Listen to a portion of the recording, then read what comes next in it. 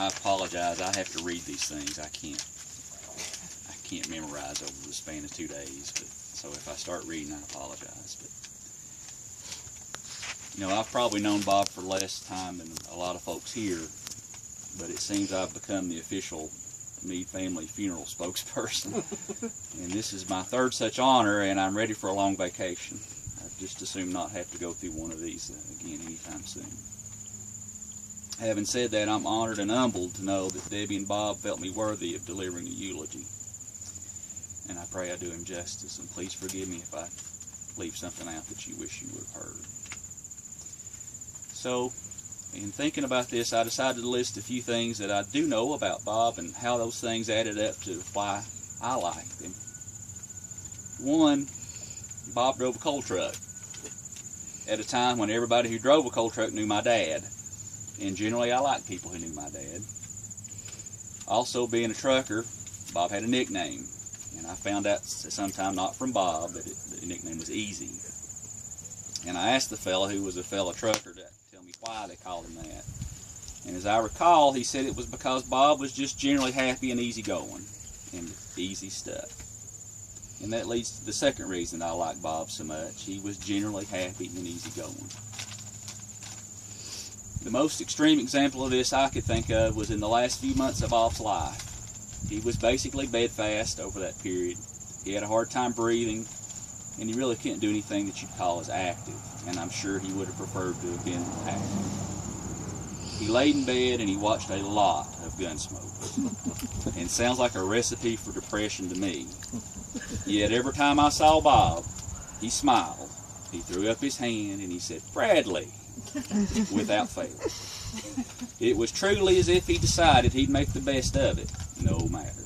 That was Bob. 3rd, Bob was giving to a fault. I learned early on to be very careful about saying if you needed something in front of Bob. If you slipped and mentioned it, he was liable to show up at 7 o'clock in the morning to dig that ditch you needed dug or work on that car that was broke down. Whether you thought about him being there or not, he would be there. If it was an item you needed, you better be specific, because Bob is going to give you 3 or something.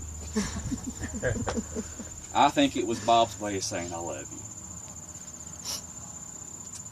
you. As some of you probably know, Bob and Kester, our fellow father-in-law, didn't always see eye to eye. But even the off-stubborn Kester, after saying how aggravated he was, would have to end up saying,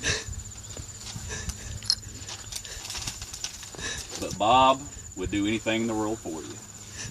An example would be Kester might say, "Bob tried to tell me it was the brake pads that was the problem, and I told him he was crazy. But I swear he'd do anything for you." 4th, Bob liked family. He bragged on his kids and his grandkids. To me. I know he wished that distance hadn't been such a barrier to spending more time with them. If my kids are any example, he was a good grandfather. He was disappointed when he knew Debbie had been with us and not brought the kids home with him. When they did come, he always bragged on how good they were, even though I probably knew better, and usually had some tale to tell about how much they'd eaten or something that they'd said. And how do I not love somebody who loved my kids? 5th, Bob liked me. He'd often say, "There's the man that should be our next governor," and who could argue with logic like that? Keep your mouth shut. 6th, and my final, well, there were many reasons.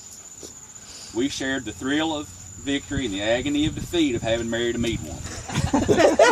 That's probably enough said. But Bob loved Debbie and would always do everything he could to make her happy.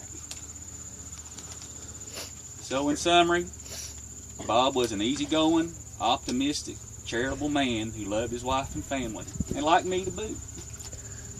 I think we'll all miss the man who would do anything in the world for you.